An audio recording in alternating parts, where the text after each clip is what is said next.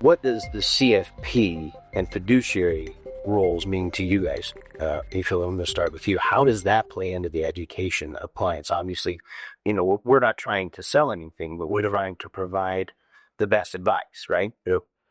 Yeah, I think, going back to like education, right? The CFP is a fairly rigorous exam, one of the top designations, I think, for the industry. But what it does when you're working through that process for obtaining that designation is you are educating yourself on, all topics in the industry, right? So a lot of tax planning, income distributions, stock evaluations. I mean, it truly goes through everything.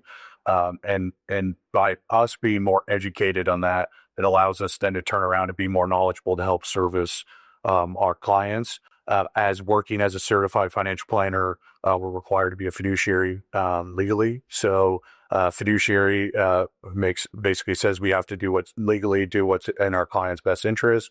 There's sub advisors that operate on a suitability standard and some that operate on a fiduciary standard. So it's kind of insane, crazy to think that, there it is. But in our world, if we legally don't do what's in our client's best interest, they can take legal action against us.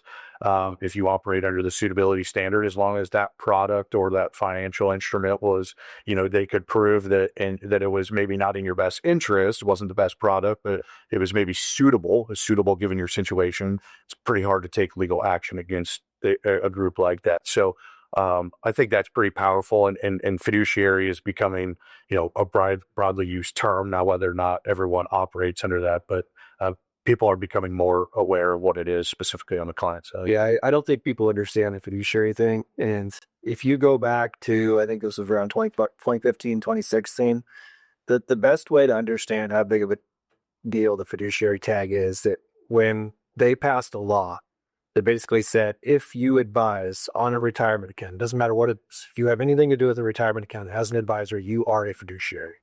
So that law was passed and it was being implemented in 2017 before the new administration acted. But leading up to that, we had every insurance company, every broker dealer calling us saying, you need to call your representatives and make sure that law doesn't go through. Like the insurance companies, the broker dealers, they did not want their employees, their salesmen, their agents to be fiduciaries because they knew that if that happened and they went and sold a product they weren't supposed to, they were going to get sued. And that's the difference on the fiduciary side is it's putting your money where your mouth is. If we do something that's not in someone's best interest, we don't go to arbitration. We don't get a slap on the wrist. We go to court and they sue us. And that's the difference. So all those big companies, they did not want their people to be fiduciaries because they did not want the liability. And when that happened, what we saw a lot of high commission insurance products. The sales of those products plummeted. They stopped selling it because all of a sudden they were supposed to do what's everybody's best interest and they were legally liable. So they quit doing it. And I think that's the best test of what a fiduciary really is. And I remember we would take calls from a broker dealer insurance company like, no, we agree with this. We think everybody should need a fiduciary. Like, why do you think that? I said, well, that's the right thing. That's the right thing to do.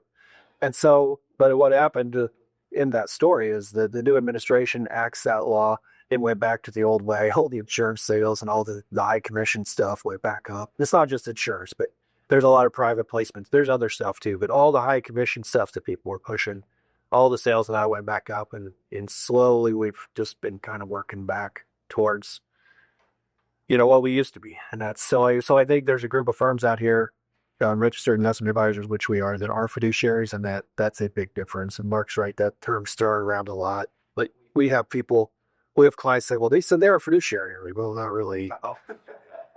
They say they are, I guess, to make it sound good. But now look at your document. Does it say that if you have a dispute, you have to go to arbitration? Then they're not a fiduciary.